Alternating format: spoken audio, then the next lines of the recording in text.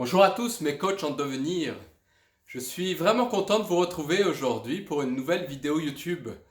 J'espère que vous y trouverez de la valeur parce que moi, mon intention à créer ces vidéos YouTube, c'est vraiment de vous partager ce que j'aime le plus apprendre dans mon école de coaching.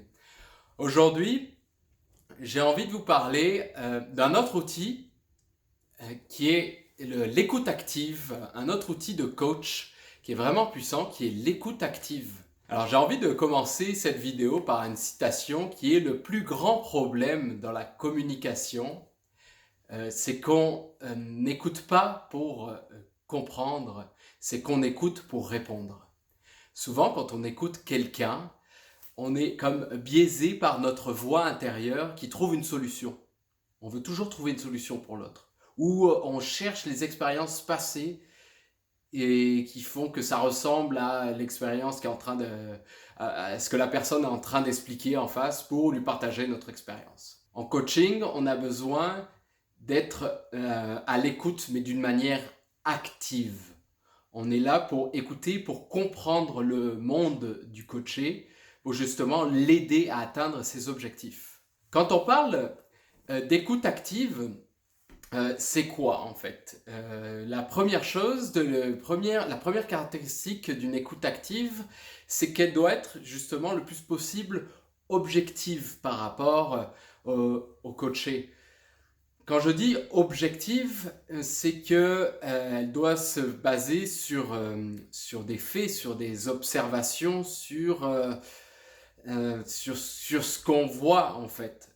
Il est important de prendre conscience que lorsqu'on écoute quelqu'un, on le traduit via notre filtre, via notre monde, via notre interprétation qu'on a en fait de notre coaché, de notre monde, etc. Donc c'est important de prendre conscience de ce biais d'interprétation. C'est important aussi de prendre conscience que le coaché, lorsqu'il nous écoute, le coaché, lorsqu'il nous parle, et lorsqu'on écoute, euh, il est aussi biaisé par l'interprétation qu'il a de son monde. Donc c'est vraiment important de bien écouter parce que ça va nous donner des informations de comment lui interprète le monde.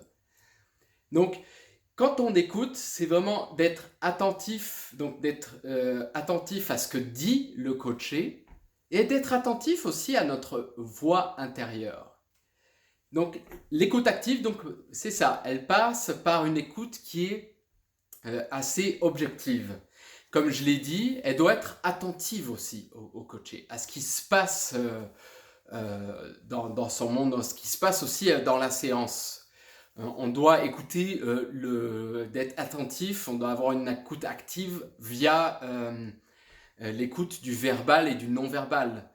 Donc tout ce qui est verbal, c'est les mots employés, les mots répétés, le timbre de la voix, est-ce que l'énergie aussi, hein, donc le verbal, tout ce qu'on voit doit être attentif au verbal. S'il y a un changement à un moment donné d'énergie ou si le coaché par exemple, je sais pas, il répète plusieurs fois le même mot. Et c'est aussi d'écouter, d'être attentif au non-verbal. Ça peut être un peu plus difficile. Le coaché, ça fait 3 fois qu'il regarde en bas, ça fait 4 fois qu'il regarde en haut, qu'il est bloqué. J'ai pas tant d'exemples là qui me viennent, mais oui, il se gratte. Voilà, il se gratte, là, je me gratte. Ça, c'est important d'écouter ça parce que ça peut donner lieu à des feedbacks. Ça peut donner lieu, donc comme j'ai dit, vous pouvez aller voir ma vidéo sur le feedback. Le feedback est là aussi pour faire un miroir et renvoyer une image du coaché pour qu'il ait plus conscience de lui-même. Oula, je suis en train de me gratter, j'en avais même pas conscience. Des fois, les coachés ils tapent des pieds ou j'en sais rien, ils font plein de choses qui n'ont même pas conscience. Le but du coach, c'est de faire prendre conscience de ce qu'est en train de dire ou faire en fait le coaché. Une écoute active aussi passe aussi par la patience du coach. le coach se doit d'être patient dans une séance de coaching. Ça peut être des fois un peu difficile. Moi, je sais qu'il y a eu des fois où j'étais quand même assez... j'ai montré des signes d'impatience, soit en coupant la parole ou en rebondissant trop vite à ce que disait le coaché. Euh, il est nécessaire pour faire une bonne séance de coaching de laisser des silences. Laisser la place vraiment au coaché, à ce qu'il a à dire. Parce qu'il y a vraiment un phénomène, ce qui se passe dans une discussion entre deux personnes, c'est que lorsqu'il y a un silence, il y aura toujours une personne qui va parler. Et vous le sentirez quand vous pourrez soit faire un feedback, poser une question.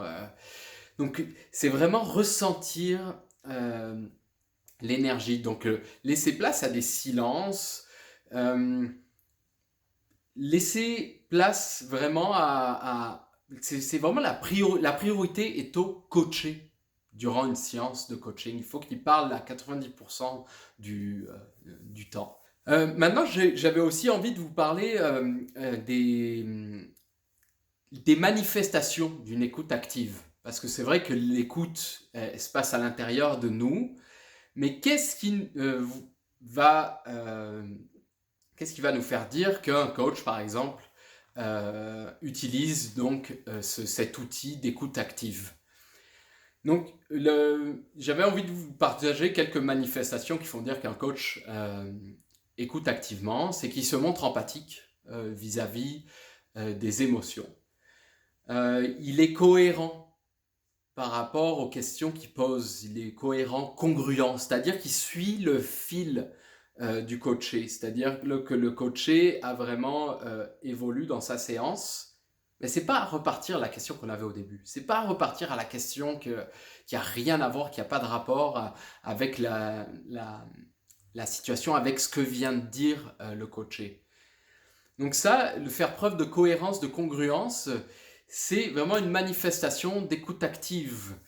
Il y a aussi l'esprit de faire des synthèses. Faire des synthèses aussi est une manifestation d'écoute active. Ça, je vous invite vraiment à pratiquer ça. Et c'est parfois difficile parce que le coaché, il peut parler peut-être pendant 3-4 minutes d'affilée. Et moi, je vous invite, avant de poser une question, de faire une petite synthèse en 2 phrases. Ben, écoute, là, ce que j'ai compris de sa situation, c'est ça. Et les enjeux, c'est ça. Mais qu'est-ce qui manque pour réaliser ton objectif? Laissez des silences, ça aussi. Ne soyez pas mal à l'aise avec les silences, comme je vous l'ai dit tout à l'heure. La priorité est au coaché. Laissez-le avancer dans sa séance. Vous allez voir, vraiment, les silences, c'est vraiment quelque chose qui est extraordinaire. D'être patient, comme je vous l'ai dit. Donc ça, c'est vraiment des bonnes manifestations. Donc les manifestations, l'empathie, la patience, d'être synthétique, de laisser des silences, de suivre le fil du coaché, ça c'est important.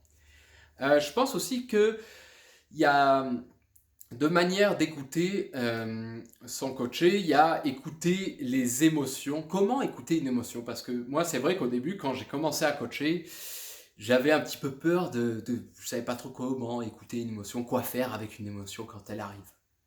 Ce que j'ai à vous dire après un an de formation, c'est de laisser la place à l'émotion. La nommer, la reconnaître, l'accueillir. Et justement, de donner, de laisser la responsabilité émotionnelle au coaché. Je m'explique. Il est en train de vivre un moment émotif pendant la séance. Laissez-lui l'espace. Maintenant, demandez-lui qu'est-ce qu'il veut en faire de ça. Est-ce qu'il veut creuser là-dessus? Est-ce qu'il veut continuer? Est-ce qu'il veut en parler? Laissez-lui en fait la liberté de qu'est-ce que je fais de mon émotion? Qu'est-ce que tu veux en faire de cette émotion? C'est vraiment de ramener la responsabilité. C'est l'émotion, c'est lui qui la vit. Il porte en lui l'émotion. C'est laisser un espace de liberté à travers la séance de coaching. Ça aussi, c'est un bon exemple d'écoute. À travers l'empathie aussi, c'est vrai. Il y a aussi l'écoute des comportements. l'écoute des comportements dans comment le coaché se comporte à travers une séance, mais aussi comment le coaché dit qu'il agit dans son histoire, dans ce qu'il va vous raconter. Parce que à travers les séances, vous allez comprendre un petit peu comment il se comporte. Et ça, c'est important d'écouter les... On ne dit pas écouter les comportements, mais plutôt observer les comportements dans les séances et justement comment il se comporte en dehors des séances, en tout cas ce qu'il va vous dire. Ça va vous permettre d'avoir des informations sur le monde de votre coaché et de mieux comprendre le monde de votre coaché, toujours dans le but... Enfin, pour moi, l'écoute active, elle est essentielle pour faire des feedbacks au top, pour poser des questions puissantes. Parce que si on est passé à côté d'un élément vraiment très important, je ne sais pas, pendant une séance, le niveau d'énergie a changé, et ben, hop, c'est une occasion ratée pour un bon feedback. Si on ne suit pas le rythme de la séance, ben, on ne peut pas poser des bonnes questions parce que pour revenir aussi à ma première vidéo que j'ai faite, c'est qu'est-ce qu'une question puissante? C'est celle qui naît avec les mots du coaché.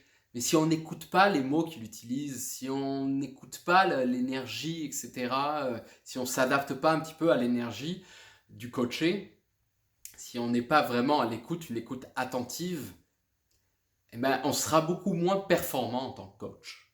Donc vraiment l'écoute active, moi c'est quelque chose qui me fascine déjà, l'écoute en général, d'écouter.